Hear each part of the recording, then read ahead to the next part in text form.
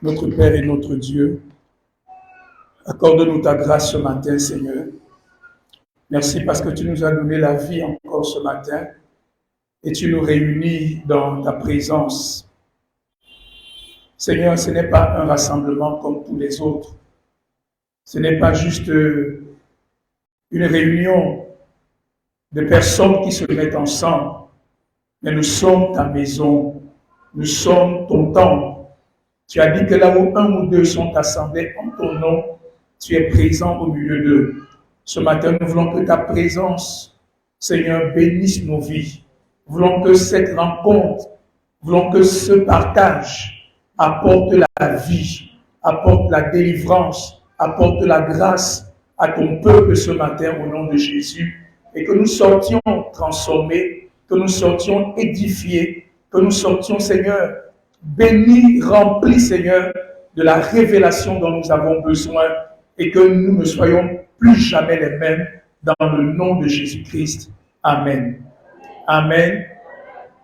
Je voudrais juste revenir un peu sur les annonces que le pasteur Clarisse a données avant de passer au message de ce matin. Elle nous a parlé du programme spécial que nous commençons ce mercredi. On aura 4 mercredis, on appelait ça les mercredis de discipulat. Mercredi de discipulat, 4 mercredis. On va commencer ce mercredi 12 et le mercredi 19, 26 et le 2 novembre, on va terminer ces 4 mercredis. Alléluia. On a fait une réunion avec les jeunes et j'ai posé une question simple aux jeunes. Selon vous, qu'est-ce qu'un chrétien? Un chrétien, c'est qui? Qu'est-ce qu'un chrétien? Alléluia. Est-ce qu'il y en a qui veulent essayer ce matin? Un chrétien, c'est qui? Qu'est-ce qu'un chrétien? Vous serez surpris parce qu'il y a souvent des choses que nous croyons, mais qui ne sont pas vraies. Il y a 3 caractéristiques principales d'un chrétien. Qui veut essayer ce matin de me donner les 3 caractéristiques principales d'un chrétien pour reconnaître que ça, c'est un chrétien? Qui veut essayer? Comment vous baissez la tête comme ça rapidement, vous ne me regardez plus? Qui veut essayer? Qui veut essayer? Personne. 3 caractéristiques principales du chrétien. Un chrétien, c'est qui? Numéro 1. Oui, ma soeur.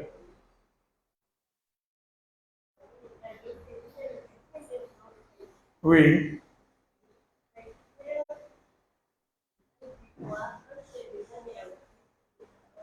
Qui est déjà né? D'accord, qui est né en Christ. Je veux des réponses très précises dans la parole de Dieu. Oui, Donatus. Première chose, un chrétien, c'est celui qui croit en... Ça vous semble si facile, si évident. Mais ce n'est pas évident pour tout le monde. Parce que beaucoup d'entre vous pensent qu'un chrétien, c'est celui qui croit en Dieu. Non. Parce qu'il y a beaucoup de gens qui croient en Dieu et qui ne sont pas des chrétiens. Un chrétien, c'est celui qui a cru en Jésus-Christ. Un chrétien, c'est celui qui croit au Dieu qui est venu se révéler à nous par Jésus-Christ. Deuxième caractéristique, un chrétien, c'est la deuxième chose fondamentale qui caractérise un chrétien. Oui, l'amour. Il y a plein de gens là qui sont des païens qui ont plus d'amour même que les gens qui crient Alléluia tous les jours. C'est quelqu'un qui ressemble à Christ. Et pour qu'il ressemble à Christ, qu'est-ce qu'il lui faut? Et il lui faut? On a déjà dit ça, c'est celui qui croit en Christ. Pour qu'il ressemble à Christ, qu'est-ce qu'il lui faut? Il faut? Mais vous êtes chrétien ou pas, vous n'êtes pas chrétien? Mais comment vous n'arrivez pas à vous définir vous-même ce matin? La foi. Il y a plein de gens là-bas qui ont la foi. Il lui faut l'esprit de Christ. Tu ne peux pas ressembler à Christ si tu n'as pas l'esprit de Christ. Donc, deuxième caractéristique fondamentale du chrétien, c'est celui qui a en lui l'esprit de Christ. Si quelqu'un n'a pas en lui l'esprit de Christ, il n'appartient pas à Christ. Et s'il n'a pas l'esprit de Christ, il lui est difficile de ressembler à Christ. Vous êtes d'accord avec moi? Ça, ce n'est pas la... Ça, c'est vraiment précis. Si on vous demande demain, vous allez discuter dans une société quelque part, on vous dit c'est qui un chrétien, vous devez être capable de répondre précisément. Alléluia. Et la dernière caractéristique, la troisième, la dernière fondamentale du chrétien, c'est quelqu'un qui est comment? C'est qui un chrétien? Il ressemble à Christ, oui, mais la dernière caractéristique fondamentale de la Christ, le chrétien, c'est un disciple de Christ. Il croit en Jésus-Christ, il a en lui l'esprit de Jésus-Christ et il est disciple de Jésus-Christ. Ça veut dire qu'il fait comme Christ a fait. C'est ce que notre bien-aimé nous disait au début. Chrétien vient de Christ. Chrétien, ça signifie petit Christ. Et ce sont les païens qui regardaient les chrétiens vivre et qui les ont caractérisés de chrétiens parce qu'ils les voyaient faire comme Christ. Mais s'il y a une dimension qui disparaît dans notre christianisme aujourd'hui, c'est la dimension du disciple. Vous êtes d'accord avec moi? La dimension du disciple disparaît de plus en plus dans notre compréhension de la vie chrétienne. Le chrétien, ce n'est pas celui qui court derrière le miracle. Le chrétien, ce n'est pas celui qui court pour ses intérêts envers Dieu. Le chrétien, c'est quelqu'un qui a cru au message de Jésus-Christ, qui a cru à la bonne nouvelle que Christ est venu nous annoncer de la part de Dieu, qui a reconnu Jésus comme le sauveur de l'humanité, comme le sauveur du monde, comme celui qui a été envoyé de la part de Dieu pour mourir pour nos péchés, pour donner sa vie en sacrifice pour le péché, et qu'au travers de lui, le pardon soit donné à tous les hommes. Le chrétien, c'est celui qui a en lui l'esprit de Christ. Beaucoup de problèmes dans la vie chrétienne viennent du fait que nous croyons que la vie chrétienne, c'est une religion, c'est un mouvement. Non, le christianisme, c'est la vie de l'esprit de Christ en moi. Et la troisième chose fondamentale, le chrétien est un disciple. Nous voulons revenir à cette dimension. La maison de Dieu, c'est une maison où on forme les disciples. Un disciple s'assoit. Un disciple suit une discipline. Un disciple est assidu. Un disciple, on cherche à reproduire quelque chose dans le disciple.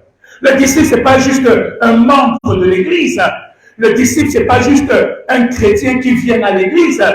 Le disciple, ce n'est pas juste quelqu'un qui vient dans la maison de Dieu. Mais le disciple, c'est quelqu'un qui s'assoit et qui accepte de suivre l'enseignement du maître pour être capable de devenir comme le maître. Alléluia. Est-ce que vous me suivez ce matin? Donc nous voulons revenir à cette dimension.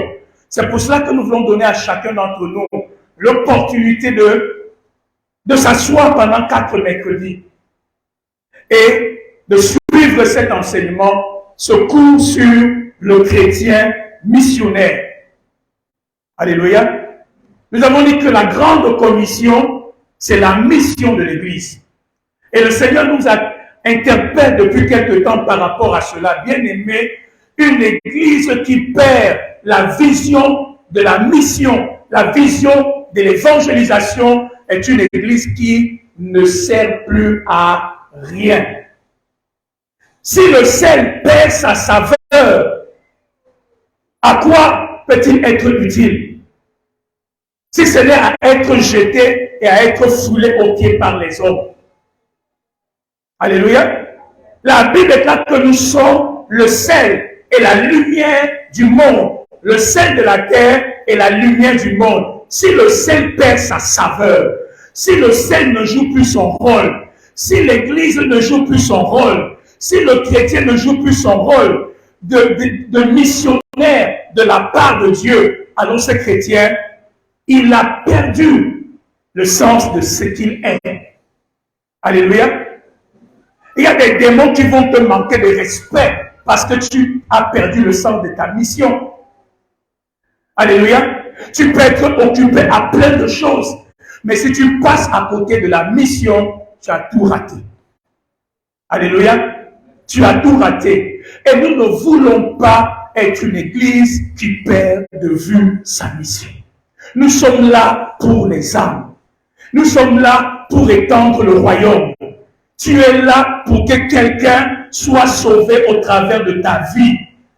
Je voudrais que pendant ces mercredis de disciple-là, que nous l'entendions encore. Nous l'avons oublié. Nous l'avons mis de côté.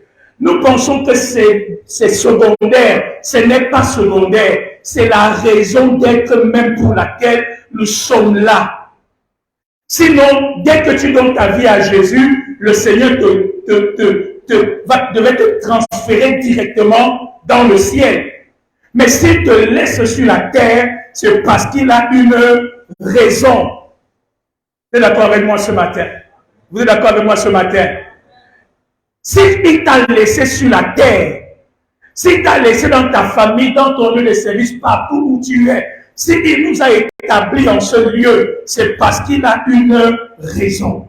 Et cette raison, c'est la mission qu'il a pour chacun de nous. Nous voulons encore l'entendre. Vous savez que souvent, c'est facile de perdre de vue certaines choses. À cause des choses de la vie, à cause des soucis de la vie, des préoccupations de la vie, nous pouvons passer à côté de l'essentiel, qui est la mission. Alléluia. Alléluia. Donc, 4 mercredis de disciple-là, mets cela à part, je t'encourage, mets cela à part. Le mercredi prochain, on va avoir un petit syllabus, un très bon syllabus que nous sommes en train de préparer. Il y aura des choses très pratiques que nous pouvons être amenés à faire. Alléluia. Il y a une honte qui doit disparaître de ta vie. La honte de l'évangile, la honte du royaume de Dieu. Il y a certaines choses que nous allons vraiment voir en détail sur le thème du chrétien missionnaire. Rappelle encore à ton voisin, tu es en mission. Tu es en mission. Et le pasteur Alexandre a parlé tout à l'heure, je vais revenir parce que c'est le message de ce matin. J'ai un message qui est facile ce matin. Un message qui est facile, c'est un message qui est simple.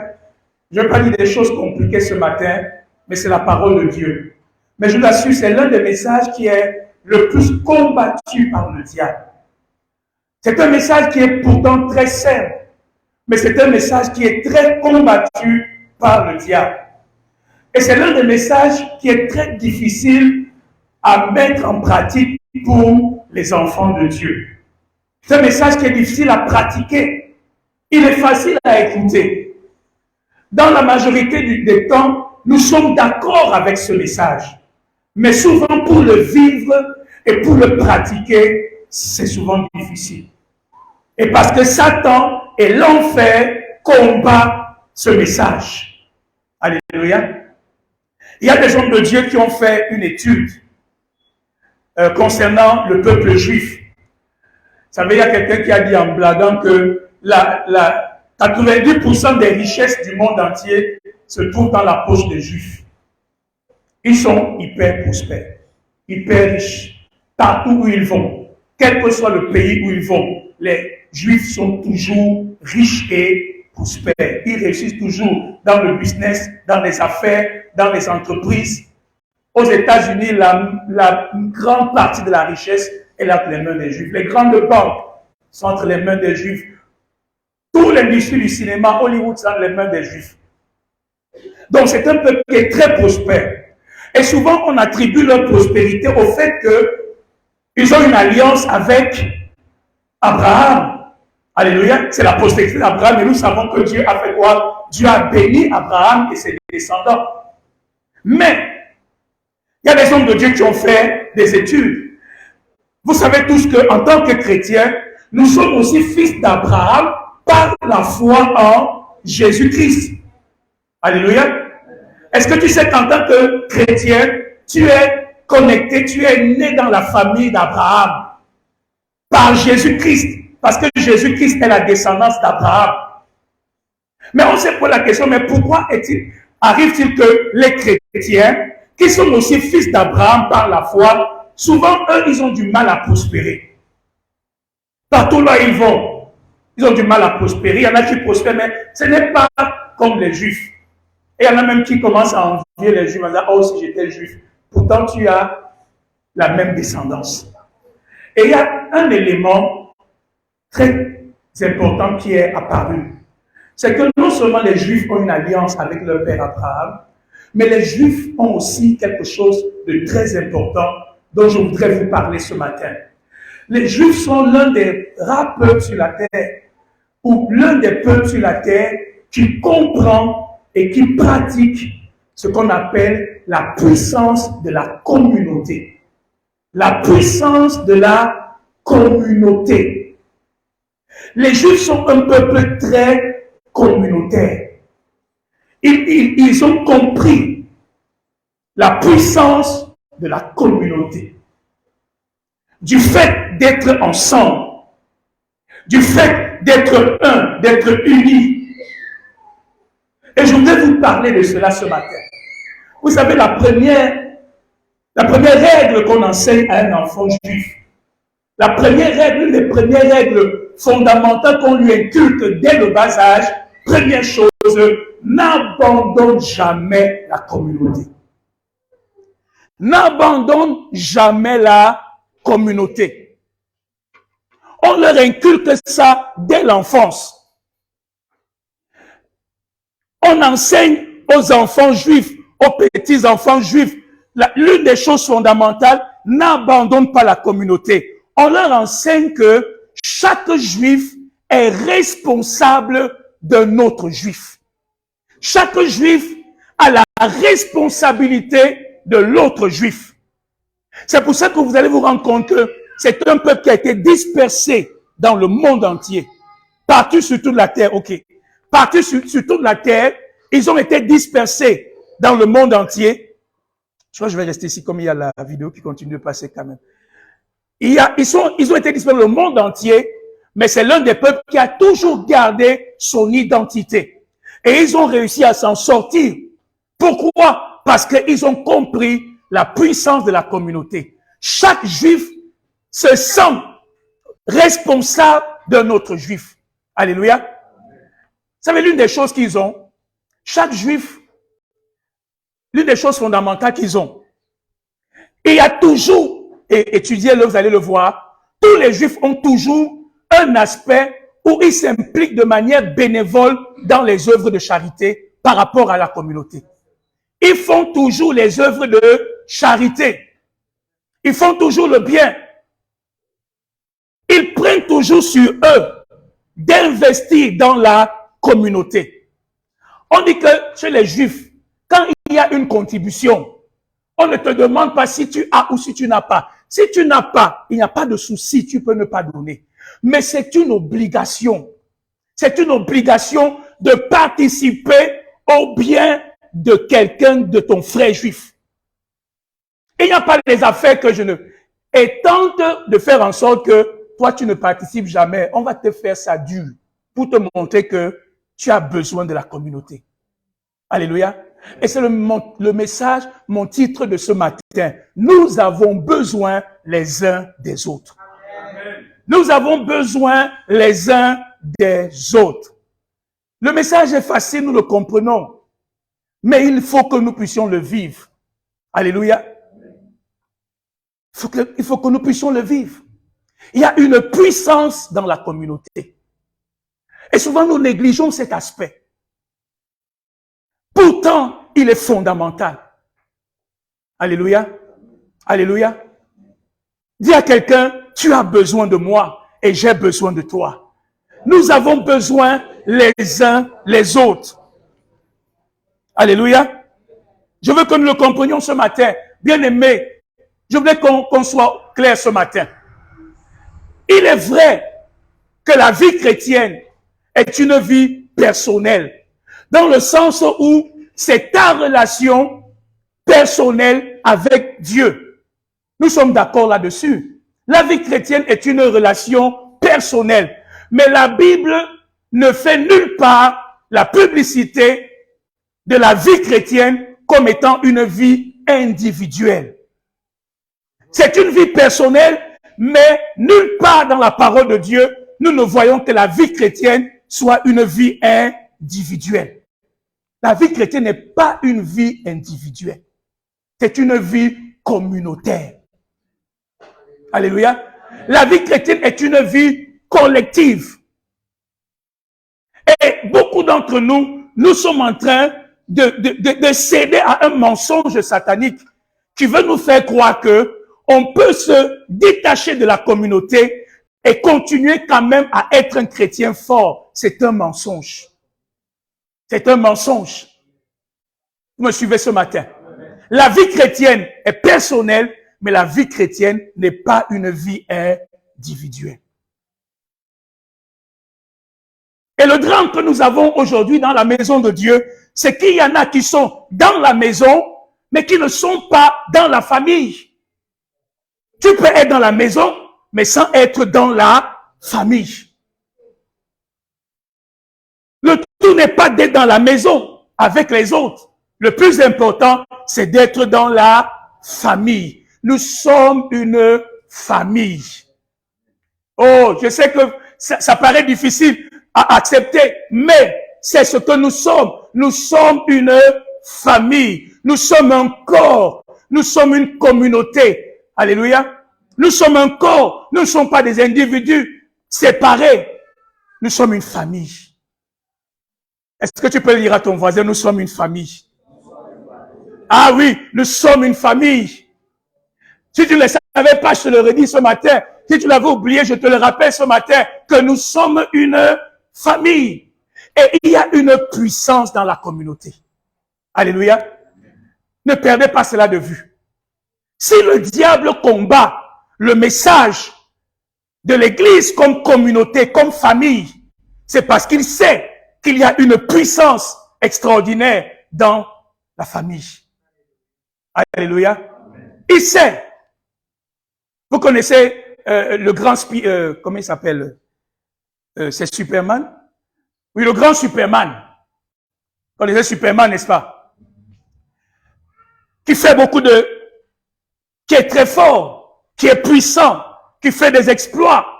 Superman peut sauver toute une nation à lui tout seul. Mais Superman a un point faible. Quel est le point faible de Superman? La kryptonite.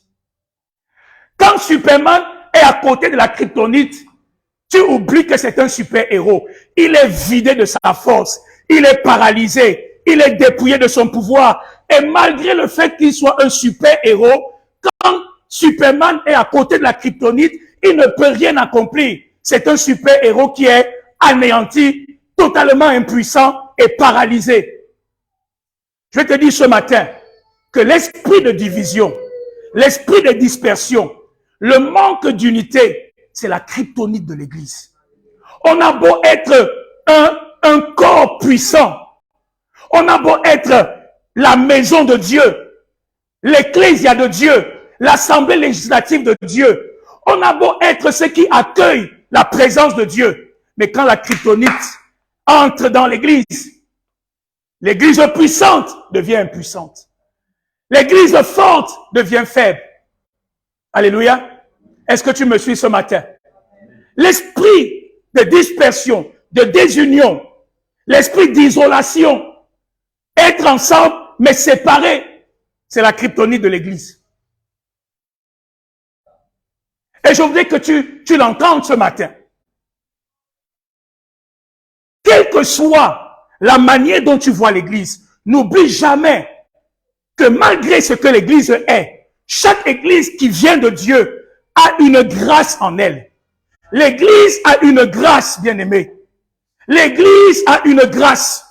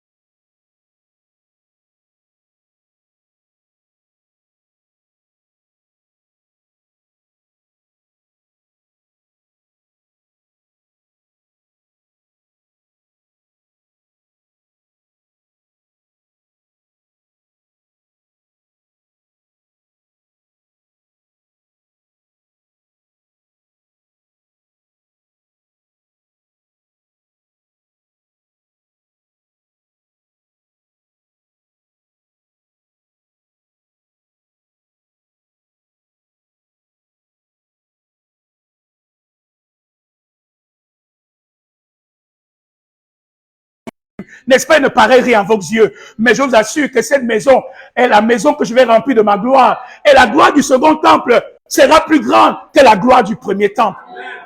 Alléluia. Le diable nous trompe, bien-aimés. On commence à avoir des attitudes bizarres dans la maison de Dieu. On commence à perdre de vue la puissance de la communauté. Il y a une puissance de la communauté. Et je vous disais que Satan sait connaît la puissance de la communauté. C'est pour ça qu'il la combat. C'est pour ça qu'il la combat. Dans le livre de Genèse, quand les enfants d'Israël sont, quand on est en train de bâtir la tour de Babylone, la Bible dit que Dieu lui est descendu.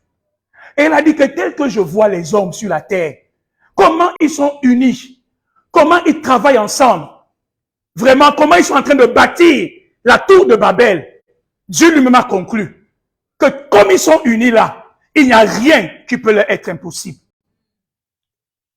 Et Dieu est descendu. Comment il a détruit? Comment il a arrêté cette œuvre? Il a libéré la confusion dans les langues. Les gens ne s'entendaient plus. Les gens se parlaient mais ne s'entendaient plus. Et c'est comme ça que le travail s'est achevé. Oh, bien-aimé, je vais te dire une chose ce matin. Je vais te dire une chose ce matin. Je voudrais que tu le comprennes clairement. Je vais te dire que même quand le diable t'attaque toi en tant qu'individu, il cherche quelque chose qui dépasse toi en tant qu'individu. Il cherche quelque chose qui dépasse toi en tant qu'individu. Quand l'ennemi t'attaque, quand Satan attaque quelqu'un d'entre nous, quand quelqu'un d'entre nous est criblé par l'ennemi, je vous assure, ta personne, c'est l'objectif immédiat. Mais l'objectif final, Satan veut détruire la communauté. C'est ça l'objectif final. Comment tu arrêtes un feu?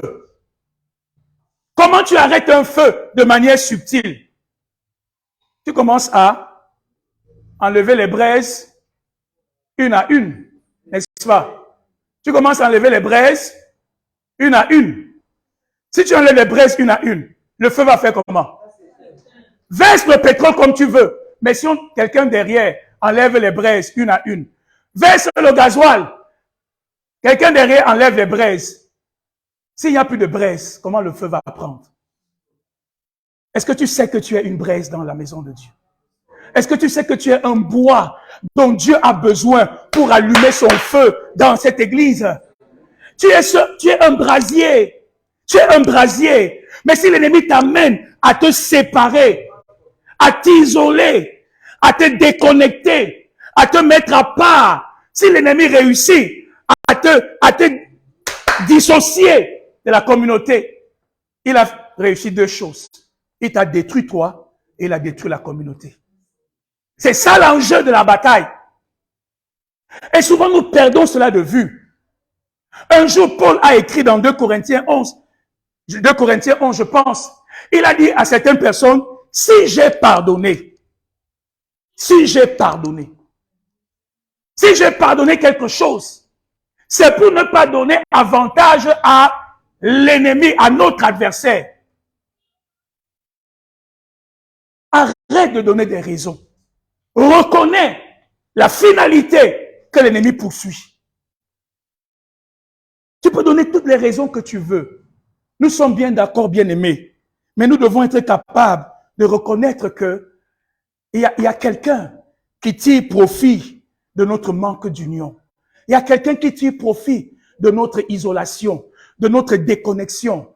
Il y a quelqu'un qui tire profit de la rancœur que tu gardes. Il y a quelqu'un qui tire profit du relâchement qu'il y a dans ton cœur par rapport à l'œuvre de Dieu. Il y a quelqu'un qui tire profit du fait que tu dis, je ne vais plus mettre mon épée dans le carnage. Il y a quelqu'un qui tire profit parce que ça a l'avantage de dire, je vais me mettre à côté. Je ne vais plus servir comme je le faisais. Je ne vais plus faire ceci ou cela. Il y a quelqu'un qui tire profit. Quand tu dis, je reste chez moi, c'est mieux de dormir, de regarder ma télé, que de venir le mercredi écouter la parole de Dieu. Il y a quelqu'un à qui ça profite. Et ce n'est pas toi. Tu me suis ce matin. Il y a quelqu'un à qui ça profite, mais ce n'est pas toi. Ce n'est pas toi. Nous devons aujourd'hui, je suis venu vous parler pour vous dire, bien-aimés, que nous devons redécouvrir ensemble qu'il y a une puissance dans la communauté. Il y a une puissance dans la communauté. Quand on regarde l'église primitive, moi ça me touche depuis quelque temps, depuis longtemps, j'ai toujours ce verset qui qui me revient. Dans Actes chapitre 11, quand Paul a été appelé au ministère, Acte 11, je pense 11 ou 13, je ne me rappelle plus. Acte 11 commence à dire, il y avait dans l'église d'Antioche des prophètes, des docteurs, des pasteurs.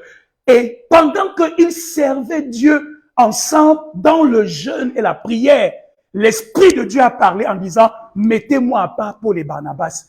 L'acte des apôtres nous montre des leaders ensemble, des leaders qui prient ensemble, des leaders qui jeûnent ensemble. Alléluia. Des leaders qui jeûnent ensemble, des leaders qui prient ensemble. Ils ont dit aux gens, il faut que les diacres s'occupent des tables parce que nous devons nous consacrer à la prière et à la parole de Dieu. La Pentecôte arrive quand? Quand les disciples sont ensemble dans la chambre haute. Pendant qu'ils sont ensemble et ils se sont arrangés avant d'être ensemble de remplacer Judas qui avait fait quoi? Qui était parti de son côté. C'est ce que les apôtres ont dit. On dit, Seigneur, choisis entre les deux-ci. Pour remplacer celui qui a choisi de partir de son côté. Et ils ont remplacé Judas et ils ont persévéré dans la prière. C'est pendant qu'ils étaient ensemble dans la prière, le jour de la Pentecôte, que le Saint-Esprit est descendu. Qu'il est descendu. Il y a une puissance dans la communauté. Je vais d'abord vous exhorter par rapport à cela. Je ne vais pas être dans la dimension très pratique ce matin, peut-être un peu, mais mon objectif, c'est d'abord de réveiller en nous cette vision de l'Église comme une communauté, comme une famille. La Bible déclare que dans le livre des Actes, les premiers disciples, ils étaient tous ensemble, assidus au temple. Et ils persévéraient dans la communion fraternelle, dans la fraction des pains, dans l'enseignement des apôtres. Ils étaient ensemble. Dis à quelqu'un, ils étaient ensemble. Ils étaient ensemble. Dis à quelqu'un, ils étaient ensemble. Ils étaient ensemble. Alléluia. Est-ce que tu es ensemble avec les autres? Est-ce que nous sommes ensemble? Ça commence d'abord par le fait d'être ensemble. Alléluia. Quand Néhémie est allé bâtir la muraille, dans le livre de Néhémie 4, Néhémie dit aux gens, l'ouvrage que nous avons à faire est trop considérable. Et nous sommes éloignés les uns les autres de la muraille, on ne peut pas s'en sortir. Parce que l'ouvrage est grand, les défis sont grands. Pour ceux qui savent, ils savent que l'église combat à l'extérieur, à l'intérieur, l'ouvrage est immense. Alléluia.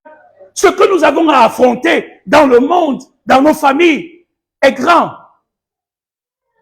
Mais comme nous sommes dispersés, éloignés les uns les autres, on ne pourra pas. Qu'est-ce que Néhémie a dit? Je vais sonner la trompette et vous allez vous rassembler autour de moi et comme ça nous aurons la victoire. Alléluia. Nous rassembler. C'est important. C'est important, bien-aimé. C'est important. C'est important. C'est tellement important. Ma prière est que Dieu ouvre nos yeux et que nous ayons cette révélation ce matin. Alléluia. Amen. Que nous ayons cette révélation ce matin. Qu'il y a une puissance dans la communauté. Et la Bible est très dure.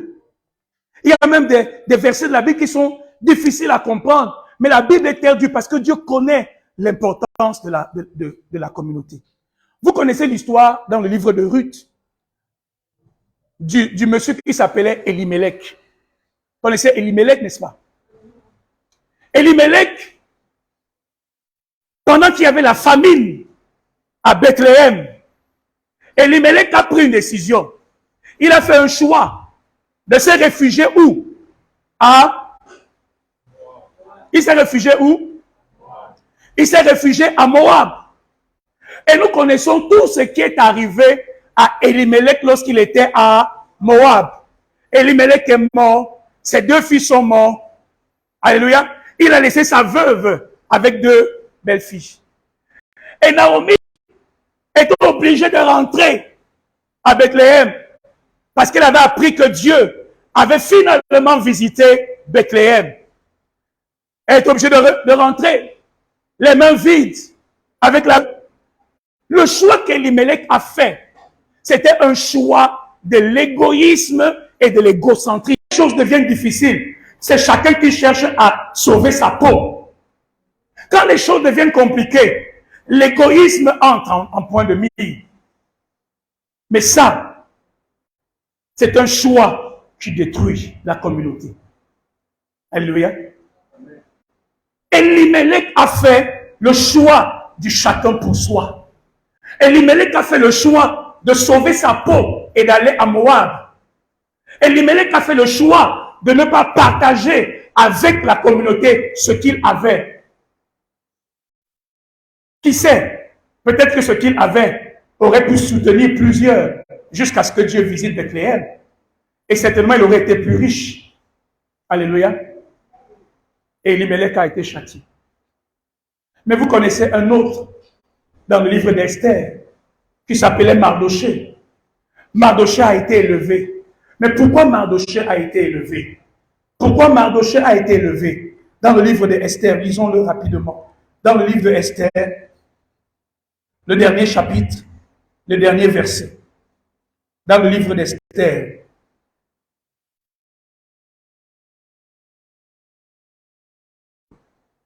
Si quelqu'un peut nous trouver cela, rapidement. Esther, le dernier chapitre, le dernier verset qui nous parle de la grandeur de Mardochée. Quelqu'un peut nous lire cela? Oui. Oui. Voilà. Voilà la grandeur de Mardochée. Mardochée aurait pu dire, oh, ma nièce, elle est une reine. Peu importe ce qui arrive aux Juifs, moi, Mardochée, je serai épargné. Moi, Mardochée, je vais m'en sortir. Ça ne me concerne pas, puisque moi, j'ai une porte de sortie. Moi, je connais quelqu'un qui connaît quelqu'un. Et si le malheur atteint les Juifs, si les autres Juifs sont égorgés, moi, j'échapperai. Moi, je ne serai pas victime. Ça ne me regarde pas. Ça ne me concerne pas. Mardochée avait toutes les raisons pour se sentir non concerné par la détresse qui frappait le peuple juif. Esther elle-même avait toutes les raisons. Je suis au palais. Je suis la reine. Qui osera toucher à la reine que je suis? Mais la Bible déclare que Mardochée a été élevé. Mardochée était considéré et aimé de la multitude de ses frères. Il rechercha le bien de son peuple. Voilà ce qui fait la puissance de la communauté. Lorsqu'on a des hommes et des femmes qui ont à cœur de rechercher le bien de la communauté, de rechercher le bien de leur famille, de rechercher le bien de la maison de Dieu. Mardochée n'a pas voulu la jouer en solo. Mardochée considérait d'abord ses intérêts personnels, mais il a considéré les intérêts de la communauté. On nous dit, il rechercha le bien de son peuple. Ta vie spirituelle est intimement connectée à ceux qui sont autour de toi. Je ne peux pas recevoir ton offrande, ton adoration, s'il y a un problème dans la communauté avec ton frère que tu n'as pas arrangé. Alléluia. Laisse d'abord l'offrande. Laisse d'abord l'adoration. Laisse d'abord la prière. Arrange d'abord le problème entre toi et ton frère. Alléluia. Et c'est là où le bas blesse. Parce que nous attendons que ce soit l'autre qui arrange le problème. Mais Dieu dit que toi, si tu comprends cela, tu dois devenir l'artisan de l'unité et de la communion dans l'église. Tu dois être capable d'aller voir ton frère, dire mon bien-aimé, arrangeons ça rapidement. Parce que si on n'arrange pas ce problème, ma prière est bloquée, ta prière est bloquée. Arrangeons rapidement, que je ne garde pas la rancune contre toi. Arrangeons ça, parce que l'impact de notre prière dépend de ça. Et je vais dire non, je ne viendrai pas dans la maison de Dieu faire le jeu du diable. Je ne viendrai pas dans la maison de Dieu faire son jeu. Alléluia. Quand vous lisez dans Matthieu chapitre 18, là où Jésus parle de l'autorité de l'Église, il dit, ce que vous lirez sur la terre sera lié dans les cieux. Et ce que vous délirez sur la terre sera délié aussi dans les cieux. Donc l'Église a une autorité. Mais quand vous lisez les versets qui viennent avant ce verset, le verset là commence par quoi? Si ton frère a péché contre toi, va, vois-le, 2 à 2. C'est vraiment le problème. Regardez bien le contexte. Avant de parler de l'autorité de l'Église, si ton frère a péché contre toi, arrangez rapidement entre vous. Alléluia. L'autorité de l'Église, à chaque fois qu'on nous parle de la puissance de la prière, c'est toujours connecté à la qualité de l'unité et de la communion dans les cœurs. Alléluia. Et le verset continue en disant, nous le citons, si 2 personnes sur la terre s'accordent pour demander quelque chose à Dieu, il fera quoi? Elle leur sera accordée. C'est dans le même verset. C'est dans le même verset. Parce que Dieu sait qu'il y a une puissance. Lorsque toi et moi, nous sommes en accord pour demander quelque chose à Dieu. Donc, ne laissons rien détruire, mettre en danger l'accord qui peut exister entre nous. Parce que c'est cet accord qui nous rend puissants. C'est cet accord qui nous fait ordonner à Satan de partir et il part. Et il fait veiller sur cela. Alléluia. Alléluia. Malheureusement, souvent, nous devenons un peu inconscients par rapport à certaines de ces réalités. Nous perdons cela de vue et on devient un peu laxiste. Mais j'assure, ça fait beaucoup de mal à l'Église. Quand nous lisons la parole de Dieu, certains versets les plus puissants de la Bible concernent l'unité. Je viens de vous donner l'un d'entre eux. Où le Seigneur lui-même dit, réfléchissons pas à cela. Pourquoi est-ce que le Seigneur dit que si 2 personnes s'accordent sur la terre pour lui demander quelque chose, il va la leur donner? Pourquoi est-ce que Dieu a besoin de faire intervenir la notion de 2 personnes qui s'accordent? Est-ce que Dieu ne peut pas seulement dire si quelqu'un prie, je vais lui donner cela? Il y a des versets qui le disent. Et je ne dis pas que Dieu n'exauce pas les prières individuelles que nous pouvons faire. Mais je veux qu'on aille plus loin et qu'on comprenne quelle dimension Dieu ajoute quand toi et moi, nous nous accordons. Quelqu'un me suit ce matin? Quelqu'un me suit ce matin? Je vous rassure encore que je laisserai peut-être certains d'entre vous sur leur faim, parce qu'il y a une dimension pratique que je ne vais pas tellement aborder, juste toucher un peu le point de cela. Il y a une puissance dans la communauté.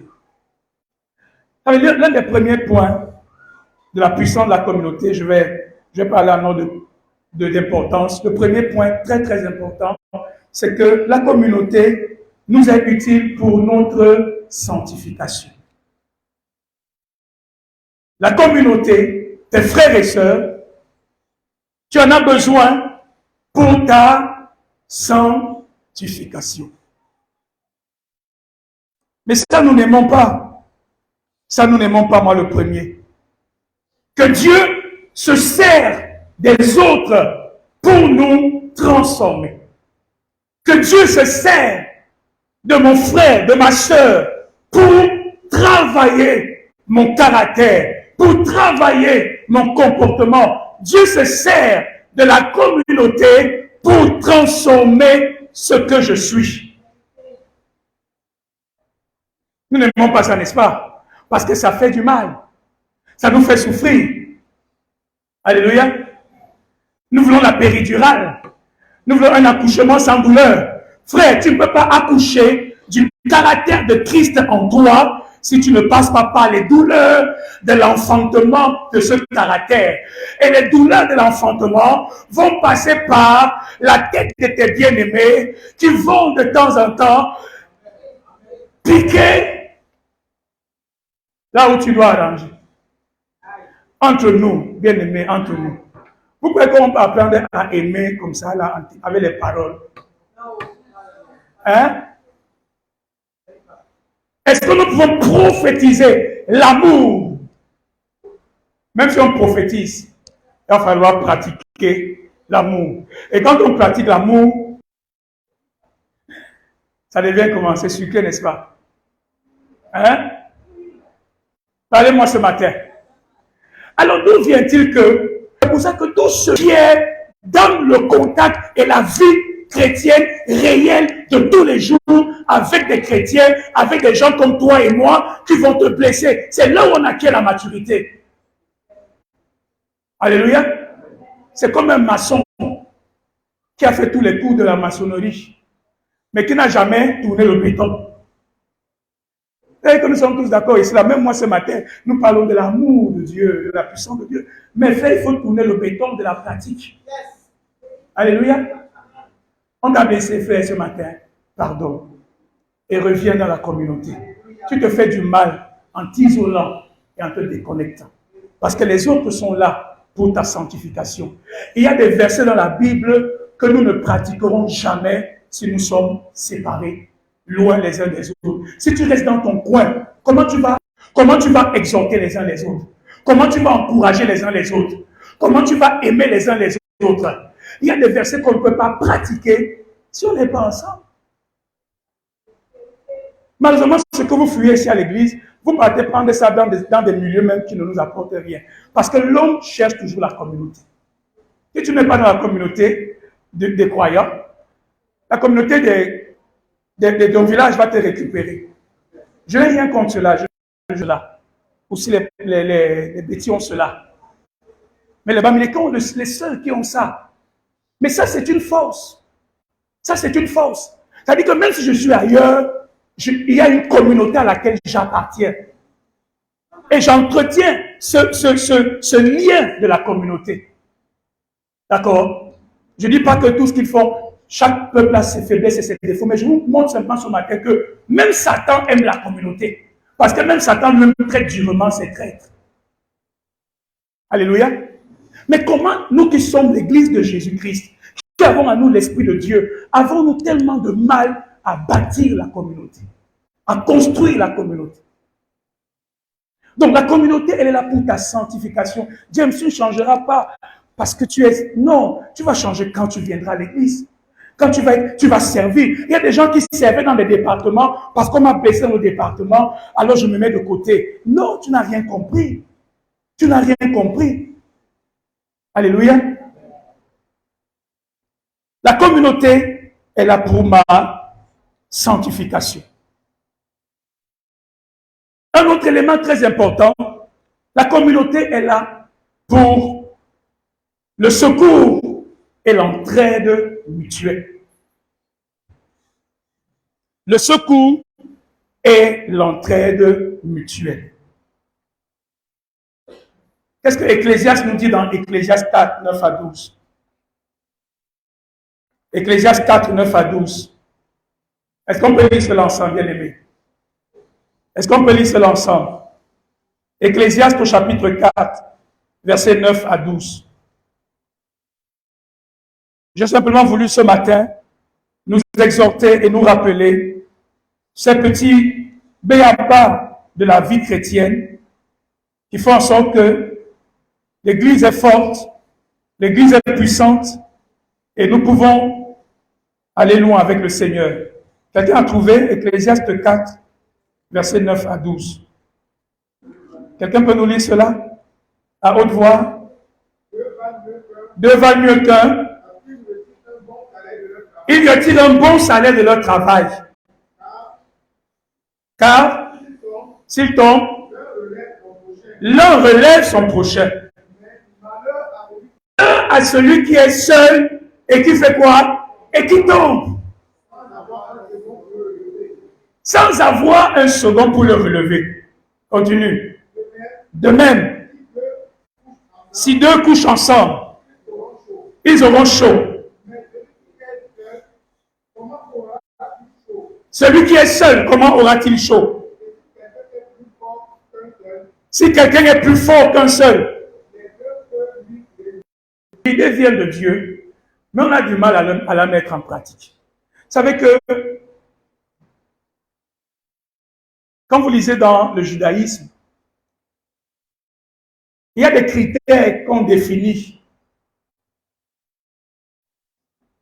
par rapport à la ville ou au lieu idéal dans lequel un juif doit vivre. C'est-à-dire que quand un juif arrive quelque part, dans une ville, et qu'il s'y établit, il y a des critères qui doivent être établis. Le premier critère, c'est qu'il faut qu'il y ait un tribunal. Il faut qu'il y ait un tribunal. Parce qu'il faut rendre justice. Alléluia. Deuxième critère, il faut qu'il y ait une synagogue. Parce que la synagogue, c'est le lieu de la vie spirituelle. Alléluia. C'est le lieu de la vie spirituelle. C'est là où le juif va écouter la Torah. Il va écouter la parole de Dieu. Et petite parenthèse, chaque juif dans la synagogue achète son banc. Chaque juif. Retenez le principe, je n'ai pas dit que chacun d'entre nous doit forcément, c'est pour vous montrer l'engagement communautaire. Il ne peut pas être quelque part sans qu'il y ait sa part dans ce qui est fait pour la communauté. Il faut qu'il y ait une synagogue. Troisième chose qu'il faut qu'il y ait, il faut qu'il y ait des œuvres de charité. Il faut qu'il y ait des œuvres de charité parce qu'il en a besoin pour redistribuer à la communauté la bénédiction que Dieu lui donne. Parce qu'ils connaissent la Bible, que celui qui est généreux, c'est bien, ça grandisse. Mais celui qui est chiche diminue la taille de ses biens. Donc il a besoin qu'il y ait des œuvres de charité. Vous savez que le mot, on vous dit souvent salaka, c'est un mot qui vient des Juifs sénéca. Elle dit les aumônes, les bonnes œuvres qu'on fait. Donc chaque Juif a toujours dans sa vie une dimension où il est bénévole quelque part, où il fait du bien quelque part. Il faut qu'il y ait ça. La quatrième chose qu'il faut qu'il y ait, il faut qu'il y ait une école où on enseigne les enfants. Pourquoi? Parce qu'ils comprennent que la génération future est un enjeu fondamental. Il faut que les enfants soient enseignés. C'est pour ça que Dieu nous amène depuis quelque temps à penser à nos enfants. À penser à nos enfants. Ils ne peuvent pas venir à l'église. Ils ne peuvent pas venir s'asseoir simplement. Nous devons. Et on a mis en lumière quelque chose d'étonnant. Vous savez que les Juifs faisaient partie des personnes qui se sont installées en Amérique comme tous les autres. Et parmi ces peuples qui se sont établis aux États-Unis, il y avait aussi des Italiens qui venaient de l'Europe. Alléluia. Et il y a une grande communauté italienne aux États-Unis. On a fait une étude sociologique. Et on a démontré que lorsque les Italiens ont commencé à prospérer financièrement, ils ont commencé à construire des maisons, à acheter des terrains, à construire des choses. Mais quand les Juifs ont pris leur argent et ils ont envoyé leurs enfants dans les plus grandes universités aux États-Unis, ils ont préféré financer l'éducation de leurs enfants. Et quelques générations plus tard, ils avaient pris l'avantage sur tous les autres immigrés qui s'étaient installés. Parce qu'ils avaient compris la puissance de l'investissement dans l'éducation de leurs enfants. Donc pour les Juifs, il faut qu'il y ait ça. Vous savez, rien ne menait ce qu'ils avaient et il y avait une distribution où on aidait les plus faibles, les plus des uns comblait les manques des autres. Il y avait toujours quelqu'un qui pouvait venir à la synagogue et rentrer avec quelque chose pour manger. Alléluia. Nous avons aussi des besoins physiques. Alléluia. Et la communauté doit être capable de mettre un cadre pour toucher cet aspect et cette dimension. Mais tel que je vous regarde, vous attendez que quelqu'un fasse, ou que le pasteur fasse. Mais ce n'est pas ça. La communauté, c'est chacun qui, selon ce que Dieu lui met à cœur. Je ne parle pas de l'administration. Nous sommes tous coupables les uns les autres. Suis-je le gardien de mon frère? Qu'ai-je à faire si je ne le vois pas? Qu'ai-je à faire s'il n'est pas là? Qu'ai-je à faire si j'entends qu'il a un souci? Non, je suis le gardien de mon frère. Et à ce niveau-là, il nous faut travailler. Alléluia. Il n'y aura pas d'expansion s'il n'y a pas cette communion, cette communauté. Regardez, aujourd'hui, dans notre communauté, tous les cercles de communion sont détruits. Les femmes ne se retrouvent pas entre elles. Elles ont commencé, se sont arrêtées. Les jeunes amants se sont arrêtés. Et nous essayons de reconstruire cela. Les départements, il est important qu'il y ait des cadres où on se retrouve ensemble. Ce n'est pas juste le dimanche matin. Ce n'est pas juste le dimanche matin. Alléluia. Ce n'est pas juste le dimanche. Dans le livre de Deutéronome, on dit, dans la loi de Moïse, si tu vois l'âne de ton frère qui est tombé dans un trou, même si ton frère n'est pas à côté de toi, tu n'hésiteras pas à aider l'âne de ton frère à sortir du trou parce que tu es responsable de ton frère.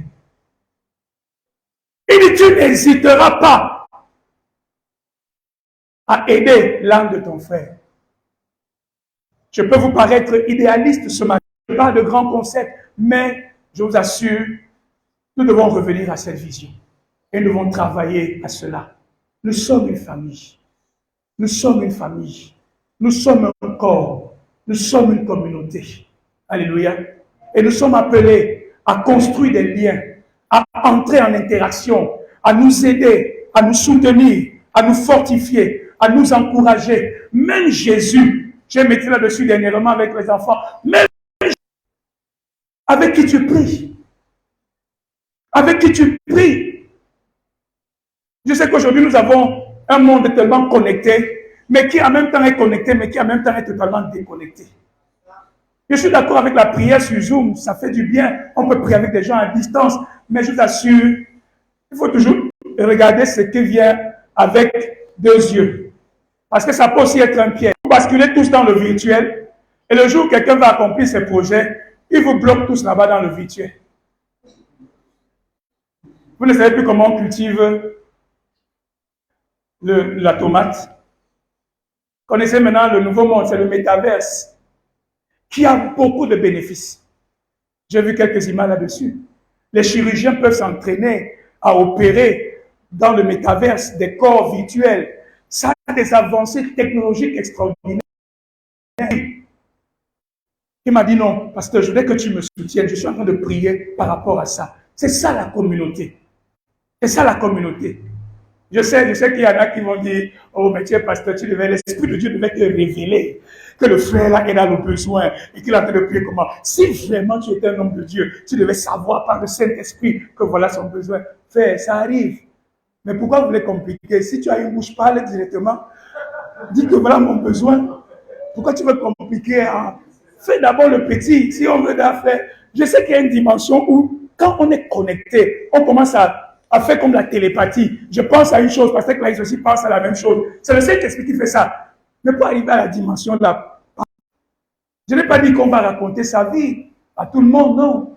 Je parle du fait que tu as besoin de gens qui prient avec toi. Alléluia. Jésus en a eu besoin.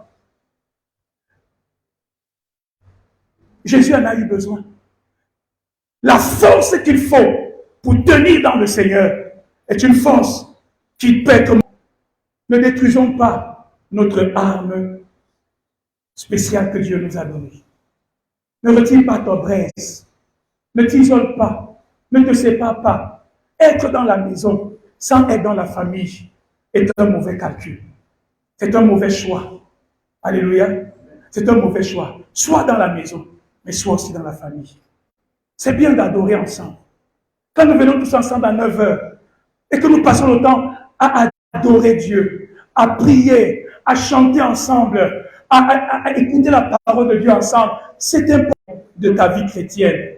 Parce que ce n'est pas juste la parole, c'est la communion ensemble devant Dieu.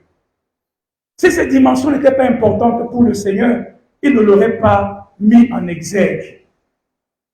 Alléluia. Alléluia. Alléluia. Alléluia. Dis à quelqu'un, reconnecte-toi. Dis, réengage-toi. Rapproche-toi. Je suis revenu. J'étais à Puma. Tu es parti à Poumacan. Ce n'est pas le contrôle, c'est la vie communautaire. Alléluia. Est-ce que Dieu vous a béni ce matin?